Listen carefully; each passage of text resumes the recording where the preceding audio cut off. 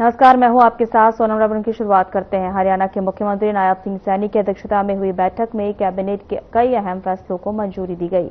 अग्निवीर नीति 2024 को स्वीकृति देते हुए पूर्व अग्निवीरों के लिए सरकारी नौकरियों में आरक्षण 10% से बढ़ाकर 20% किया गया। महिलाओं को सशक्त बनाने के लिए राशन डिपो लाइसेंस में 33% आरक्षण लागू किया गया।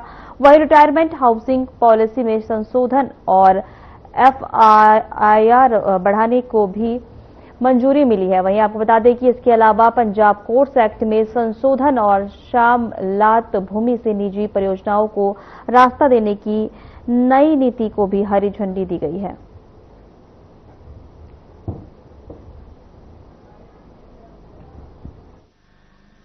आज मंत्रिमंडल में यह भी फैसला लिया गया है कि हरियाणा में targeted public distribution system licensing एवं कंट्रोल संशोधन आदेश 2026 में आवश्यक संशोधन को भी मंजूरी दी गई है।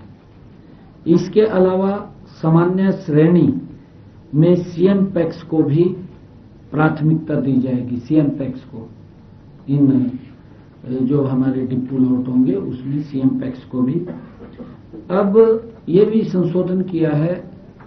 अब राशन डिपोओं के नए लाइसेंस जो पहले 300 राशन कार्ड तक वो बनते थे, अब उसको चेंज करते हुए 500 राशन कार्ड तक से ऊपर वो दिए जाएंगे। जिनका पहले 300 तक था उसको 500 कर दिया, क्योंकि 500 पे डिपो होगा। हाँ, 500 पे डिपो होगा। इसी प्रकार डिपो धारकों की अधिकतम आयु 60 वर्ष को लिखित आवेदन पहले 60 वर्ष थी, अब उसमें थोड़ा मंत्रिमंडल ने निर्णय किया है कि जो हमारे डिपो होल्डर अच्छा काम करते हैं, जो पब्लिक बोलती है भी ये डिपो वाला बहुत अच्छा व्यक्ति है, ऐसे व्यक्ति को उनके अच्छे कार्य को देखते हुए उसको 5 वर्ष तक और बढ़ाया जा सकता है। ऐसे लोगों को जो अच्छा काम करते हैं। यह भी निर्णय किया गया है कि यदि डिपो धारक की अधिकतम आयु 60 या 65 वर्ष से 5 साल पहले कोई दिक्कत आ जाती है, डेथ हो जाती है, तो उसके कानूनी वारिस को वो डिपो प्रदान कर दिया जाएगा, उसको दे दिया जाएगा। और आवेदकों की जो आयु सीमा है, जब ये इसकी ऐड निकलती है तो 21 से 45 वर्ष के बीच निर्धारित की गई है। ये लोग इसमें अप्लाई कर सकते हैं। और आवेदकों के पास परिवार पहचान पत्र तथा संबंधित क्षेत्र का निवासी होना वो अनिवार्य है, जो उसके अंदर कहा गया है। जो हमारी ये फेयर प्राइस शॉप हैं, उचित मूल्य की दुकानों के लाइसेंस आवंटन में महिलाओं के लिए 33% आरक्षण को रोस्टर प्रणाली के आधार पर लागू किया जाएगा, ये निर्णय किया है। मंत्रिमंडल की बैठक में Haryana village common land regulation नियम में भी संशोधन आज किया गया है। जैसा आप सबको पता है कि नियम में जो संशोधन 1964 में नया नियम 5A जोड़ने को मंजूरी दी गई है। इस नियम के तहत ऐसे प्रोजेक्ट्स को राहत दी जाएगी जिनके लिए CLU या लाइसेंस प्राप्त करने के लिए पर्याप्त रास्ता उपलब्ध नहीं है। मान ले किसी ने कोई इंडस्ट्रियल कॉलोनी काटनी है या कोई और उसके लिए रास्ता नहीं है, पंचायत भूमि को पंचायत से अगर रास्ता लेना है तो संबंधित व्यक्ति के अनुरोध पर ग्राम पंचायत 3/4 बहुमत या ग्राम सभा 2/3 बहुमत से प्रस्ताव पारित करती है, 2/3 बहुमत से प्रस्ताव पारित करती है, तो राज्य सरकार श्यामलात भूमि में नया रास्ता निर्धारित कर सकेगी। यह नया रास्ता ग्राम पंचायत के मालिकाना हक में रहेगा और आम जनता के लिए उपयोग के लिए रहेगा। नया रास्ता इस शर्त पर निर्धारित किया जाएगा कि प्रोजेक्ट लाइसेंस वाले क्षेत्र का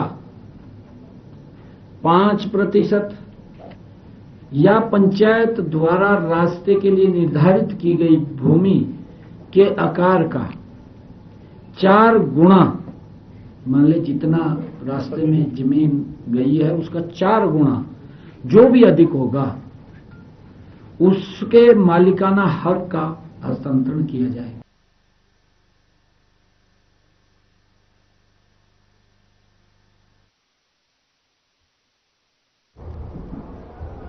हरियाणा के मुख्यमंत्री नायब सिंह सैनी ने समाधान शिविरों का औचक निरीक्षण किया है। बिना पूर्व सूचना के वीडियो कॉन्फ्रेंसिंग के माध्यम से उन्होंने शिविरों की कार्रवाई का जायजा लिया और महेंद्रगढ़, कैथल, हिसार, हांसी व करनाल की शिकायतों के सीधा संवाद किया है। उन्होंने मुख्यमंत्री ने अधिकारियों को सख्त निर्देश देते हुए कहा है कि लोगों की समस्याओं का समयबद्ध तरीके से समाधान किया जाए। उन्होंने साफ किया है कि शिकायतों के निस्तारण में किसी भी तरह की लापरवाही बर्दाश्त नहीं की जाएगी, पारदर्शिता के साथ काम किया जाए।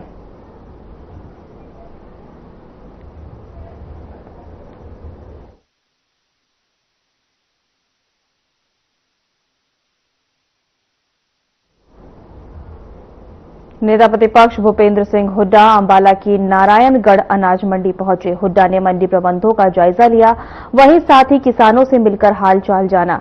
वहीं हुड्डा ने व्यवस्थाओं को लेकर कहा कि नए नए नियम और कानून के नाम पर किसानों को परेशान किया जा रहा है। मंडियों में किसानों को एमएसपी भी नहीं मिल रहा है।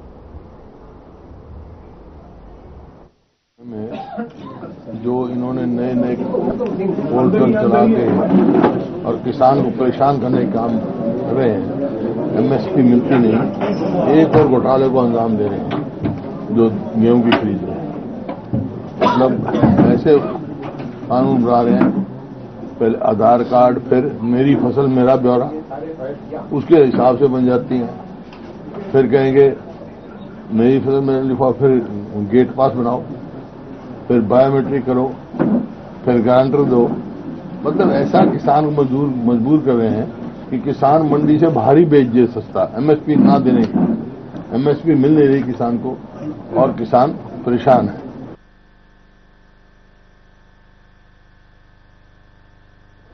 चंडीगढ़ से खबर सामने आई है। हरियाणा के 2 आईएएस पर गाजगिरी है। वहीं आरके सिंह और प्रदीप कुमार को सस्पेंड किया गया है। करोड़ों रुपए के बैंक फ्रॉड से जुड़ा मामला है।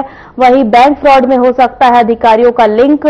हरियाणा सरकार ने जारी किए सस्पेंशन के आदेश। एक बार आपको फिर से बता दें कि हरियाणा सरकार ने जारी किया है सस्पेंशन का आदेश। चंडीगढ़ से खबर सामने आ रही है। हरियाणा के 2 आईएएस पर गाजगिरी है। आरके सिंह और प्रदीप कुमार को सस्पेंड किया गया है। करोड़ों रुपए के बैंक फ्रॉड से जुड़ा मामला बताया जा रहा है। बैंक फ्रॉड में हो सकता है अधिकारियों का लिंक। हरियाणा सरकार ने जारी किया है सस्पेंशन का आदेश। इस वक्त की बड़ी खबर चंडीगढ़ से आ रही है। हरियाणा के 2 आईएएसओ को सस्पेंड किया गया है। आरके सिंह और प्रदीप शामिल हैं। करोड़ों रुपए के बैंक फ्रॉड से जुड़ा मामला बताया जा रहा है। बैंक फ्रॉड में हो सकते हैं दोनों अधिकारियों के लिंक। हरियाणा सरकार ने सस्पेंशन के आदेश जारी कर दिए हैं। इस वक्त की बड़ी खबर आपको बता दें, हरियाणा के 2 आईएएस ऑफिसर पर गाजगिरी है। आरके सिंह और प्रदीप पर गाजगिरी है। करोड़ों रुपए के बैंक फ्रॉड मामले को लेकर उनके ऊपर गाजगिरी है। वहीं आरके सिंह और प्रदीप कुमार को सस्पेंड किया गया है।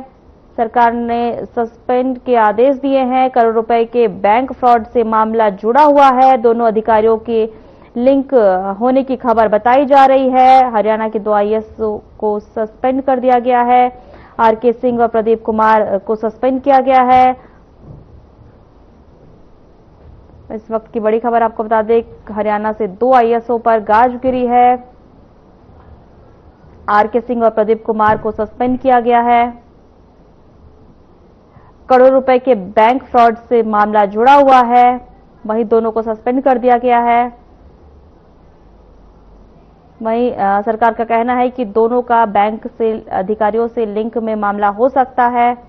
आरके सिंह और प्रदीप कुमार को सस्पेंड किया गया है। खबरों में आगे बढ़ेंगे। यमुनानगर के सरेमपुर गांव में एलपीजी गैस ट्रांसफर करते समय भयानक धमाका हुआ। धमाके में घर में आग लग गई और करीब 11 लोग, जिनमें बच्चे भी शामिल हैं, गंभीर रूप से घायल हो गए। घायलों को अस्पताल में भर्ती कराया गया। कुछ की हालत गंभीर होने पर चंडीगढ़ रेफर किया गया। प्राथमिक जांच में हादसे का कारण लापरवाही बताया जा रहा है।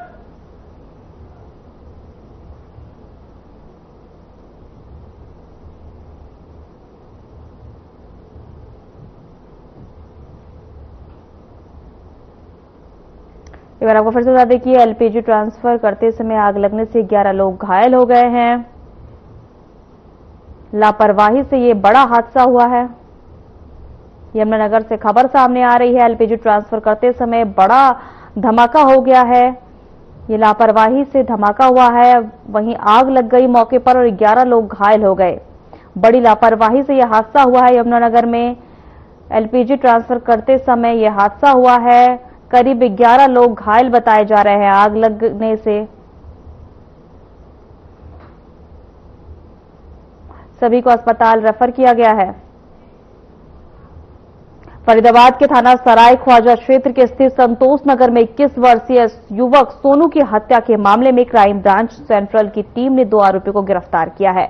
आरोपियों की पहचान सोनू कुमार और राकेश के रूप में हुई है, जो मूल रूप से बिहार के रहने वाले हैं और वर्तमान में संतोष नगर में रह रहे थे। पुलिस के अनुसार यह घटना पुरानी रंजिश के चलते हुई मृतक पर आरोप था कि उसने कुछ दिन पहले आरोपी सोनू कुमार के घर से मोबाइल चोरी किया था, जिसके लेकर जो है विवाद हुआ था। 29 मार्च की रात आरोपियों ने सोनू को पकड़कर बेरहमी से पीटा, जिससे वह गंभीर रूप से घायल हो गया। उसे सफदरगंज अस्पताल में भर्ती कराया गया, जहां 2 अप्रैल को उसकी मौत हो गई है। वहीं पुलिस ने मामला दर्ज कर आरोपियों को कोर्ट में पेश किया है। 2 दिन की रिमांड पर लिया गया है।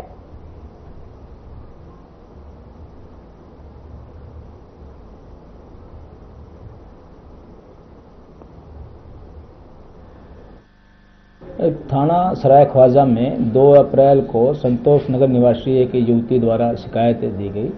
जो अपनी शिकायत में उस युवती ने बताया कि उसका भाई सोनू, जिसकी उम्र 21 साल है, 28 मार्च को अपने एक दोस्त कृष्ण के साथ शाम के समय काम की तलाश में गया था। तो 29 तारीख को सुबह 3:30 बजे कृष्ण उसको घायल अवस्था में घर लेकर आया, जिसको उन्होंने इलाज के लिए सफदरजंग अस्पताल में दाखिल करा दिया। जो 2 अप्रैल को इलाज के दौरान सोनू की मृत्यु हो गई, जिस पर ये थाना सराय ख्वाजा में हत्या की धारा के अंतर्गत मामला दर्ज किया गया। तो मामले गंभीरता को देखते हुए अधिक अनुसंधान अपराध शाखा सेंट्रल को सौंपा गया और जो हमारी क्राइम ब्रांच की अपराध शाखा की टीम ने इसमें कार्रवाई करते हुए कल 2 आरोपियों को इसमें गिरफ्तार कर लिया है, जिसमें एक का नाम सोनू है, जिसकी उम्र 22 साल है, और एक का नाम इसमें राकेश है, जिसकी उम्र 24 साल है, जिनको आज न्यायालय में पेश किया गया है और उनको 2 दिन पुलिस रिमांड पर लेकर आगे की पूछताछ की जा रही है।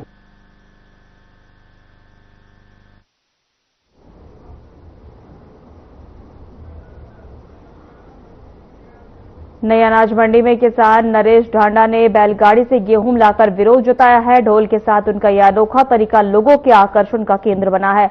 उन्होंने सरकार के नए नियमों और तकनीकी प्रक्रियाओं पर नाराजगी जताई है। किसान ने बताया है कि पुराने तरीके से भी बिना परेशानी काम किया जा सकता है।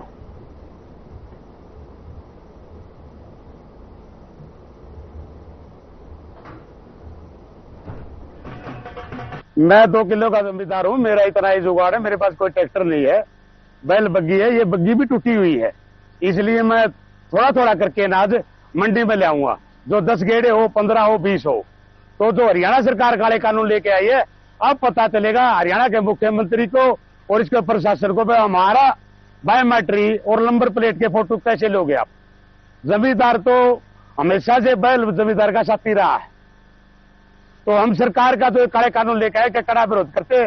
और एक बात कहना चाहूंगा, ये टोटल फेलियर सरकार है, ये किसान विरोधी सरकार है। इस सरकार को कहना कुछ है और करना कुछ है। आज जमींदार सड़कों पे है, परेशान है, ऊपर से जमींदार का त्योहार आने वाला है बैसाखी का, और सरकार की कोई कान पर को भी नहीं जाती। हम पिछले दिनों मुख्यमंत्री से भी मिले थे, उनको भी हमने रिक्वेस्ट किया था कि मुख्यमंत्री जी आप किसान को मत तंग करो, फिर मुख्यमंत्री हमारी एक सुनने को तैयार नहीं हुए। ऐसा मुख्यमंत्री किसान विरोधी हमने पहली बार देखा है।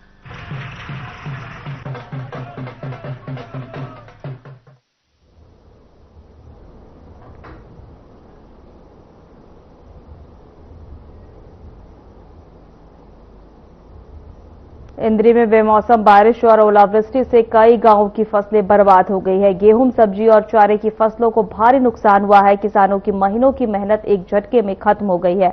किसानों ने सरकार से फसल खराब व मुआवजा देने की मांग की है।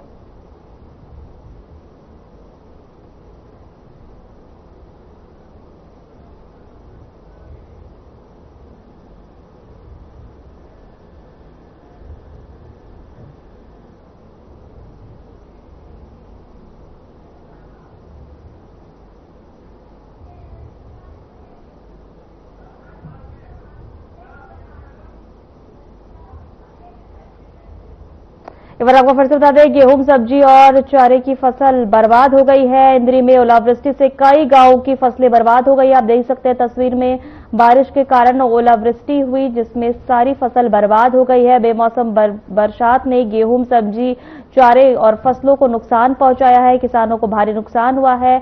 ओलावृष्टि से कई गांवों के फसल बर्बाद हो गए हैं। इंद्री में बेमौसम बारिश से पूरी फसल बर्बाद हो गई है। आप देख सकते हैं तस्वीर में, गेहूं, सब्जी, चारे की जो फसलें हैं उनको काफी नुकसान पहुंचा है।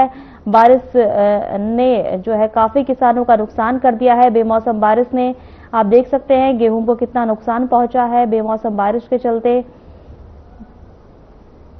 इंद्री में और बाकी गांवों में भी ओलावृष्टि से फसलें बर्बाद हो गई है। बेमौसम बारिश ने किसानों की चिंता बढ़ा दी है। ਤੇ ਡੰਗਰਾਂ ਦੀ ਬਰਸੀਨ ਨੂੰ ਜੀ ਬੜਾ ਨੁਕਸਾਨ ਹੋਇਆ ਜੀ। ਹੁਣ ਅੱਧੀ ਬਰਸੀਨ ਨਹੀਂ, ਅੱਧੀ ਕਣਕ ਵੀ ਝੜ ਗਈ ਜੀ, ਮੱਕੇ ਦਾ ਵਿੱਚੋਂ ਟੁੱਟ ਗਿਆ ਜੀ ਸਭ ਕੁਝ। ਇਸ ਕਰਕੇ ਬਹੁਤ ਹੀ ਜ਼ਿਆਦਾ ਨੁਕਸਾਨ ਹੋਇਆ ਜੀ, ਬਹੁਤ ਹੀ ਜ਼ਿਆਦਾ। ਕਿਹੜੀ ਫਸਲ ਨੂੰ ਜ਼ਿਆਦਾ ਨੁਕਸਾਨ ਹੋਇਆ? ਜ਼ਿਆਦੀ ਫਸਲ ਤੇ ਜੀ ਕਣਕ ਨੂੰ ਬਹੁਤ ਜ਼ਿਆਦਾ ਹੋਇਆ ਜੀ, ਉੱਪਰੋਂ ਮੁੰਜਰੇ ਨਹੀਂ ਛੱਡੀਆਂ। ਹਾਂਜੀ, ਮੱਕੇ ਨੂੰ ਵਿੱਚੋਂ ਤੋੜਦਾ ਜੀ। ਖੀਰੇ ਦਾ ਬਹੁਤ ਨੁਕਸਾਨ ਹੋਇਆ ਜੀ। ਖੀਰਾ ਦਾ ਥੱਲੇ ਡੇਗਤਾ ਜਮੀ। गेहूं की फसल की गल करें तो क्या कितना नुकसान होया होगा? उत्पादन घटेगा? हाँ जी, बहुत घटेगा जी, 2-3 कुंटल किले के हिसाब नाल फर्क है जी। हाँ जी, की कुछ मंग है तुहाडी? मंग तो कई है जी, भी अपना सरकार नूं चाहिदा जी टाइम नाल अपनी बोली बाली स्टार्ट करे जी। पहलों रब दुखी करदा जी, हुण अपना जी फिर जिहड़ी फसल लैके जाईदी वो भी टाइम ते नहीं बिकदी जी। कदी मौसर कहंदे ने ज़्यादा है, कदी कुछ है जी। कल बहुत ज़्यादा ओले गिरे, लगभग 30 मिनट लगातार ओले गिरते ही रहे और उससे खेतों में बहुत ज़्यादा नुकसान था। अभी भी आप देख रहे जी, गेहूं तो लगभग ख़त्म ही है जी। चाहे अगेती गेहूं है वो पक के तैयार थी, पछेती गेहूं है गन्ने, उसमें बाड़ों में दाना ही ख़त्म है जी। परमात्मा ने क्या मार मारी किसान को पता नहीं, तो वही जानता है। कितना पर एकड़ के हिसाब से कितना नुकसान हुआ? अकॉर्डिंग टू मैं तो कहूँगा जी 100% इसमें नुकसान है जी। इसमें जिम्मेदार अगर कंबाइन का खर्चा भी काट जाना जी, वो भी गनीमत है। कंबाइन का खर्चा भी नहीं निकला। पहले भी ओलावृष्टि हुई? पिछले साल हुई थी, उस टाइम भी बहुत यही, इससे ज़्यादा वो था जी। इस साल फिर उससे कुछ 2-1% कम है, पर है जरूर है, बहुत है।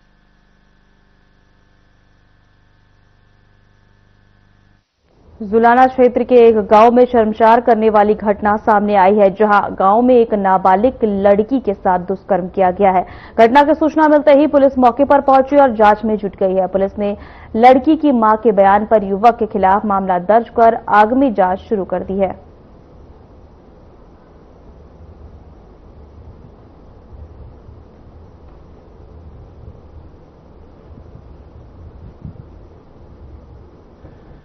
ये आज सुबह एक सूचना प्राप्त हुई थी कि कोई छोटी बच्ची है, उसके साथ शायद किसी ने गलत काम कर दिया।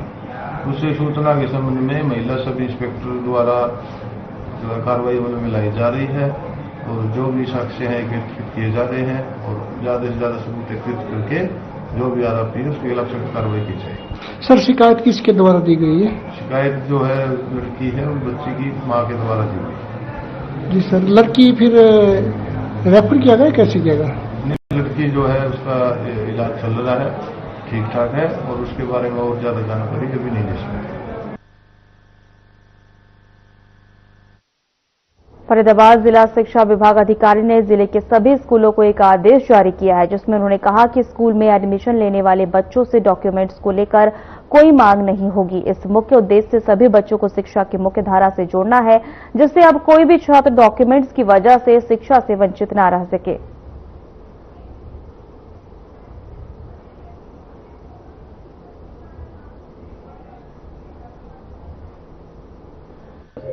मेरा नाम सीमा गौतम है, मैं प्रिंसिपल सेक्टर 7 हूँ।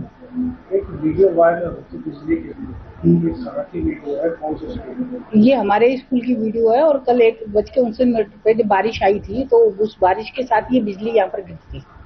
तो कोई नुकसान हुआ नहीं, ऐसा कोई नुकसान हमारा हुआ नहीं, क्योंकि उस वक्त बच्चे क्लासों में थे और बारिश आने की वजह से कोई ग्राउंड में कैसा महसूस हुआ? जब बिजली गिरी तो एकदम यहाँ तक लपट आई, ऑफिस तक ऐसे ऑरेंज पूरा हो रहा था, तो ऐसी लपट आई और फिर हमने देखा हमें कि अचानक से क्या हुआ ये, और आवाज भी आई तो काफी देर। पहले तो हमें लगा कोई ट्रांसफार्मर जला है, तो लेकिन हमारा इधर अरुण बाहर बैठता है, तो उसने कहा मैडम बिजली गिरी है। तो फिर हमने अपने सीसीटीवी कैमरे चेक कराई, तो उनमें ये वीडियो हमने ली है। कल की वीडियो? कल की वीडियो है। दोपहर 59 मिनट की।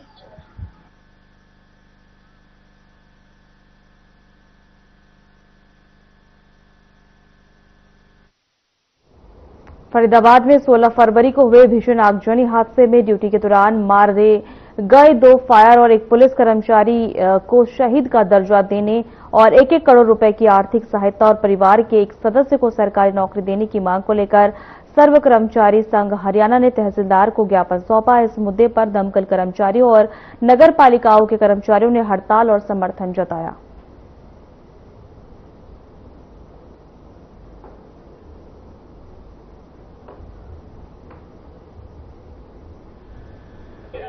आप सबको मालूम है 16 फरवरी को फरीदाबाद में एक भयानक आगजनी की घटना और विस्फोट की घटना हुई थी। इस घटना में 35 लोग घायल हुए, जिनमें से इलाज के दौरान 6 लोगों की मौत हुई है। 6 लोगों में से 3 कर्मचारी हैं। 2 कर्मचारी भविचंद शर्मा रणवीर फायर के कर्मचारी हैं और 1 पुलिस का कर्मचारी है रवि। हम घटना के समय से घायल लोगों का इलाज करवाने की मांग कर रहे थे। घायलों को 10-10 लाख रुपया मुआवजा देने की बात कर रहे थे, क्योंकि आगजनी में जलने के बाद कई तरीके की सर्जरियां भी होती हैं और आदमी सालों तक काम करने के लायक बचता नहीं है। दूसरा, हमने ये कहा था कि जो मजदूर हैं उनको भी मुआवजा दिया जाना चाहिए।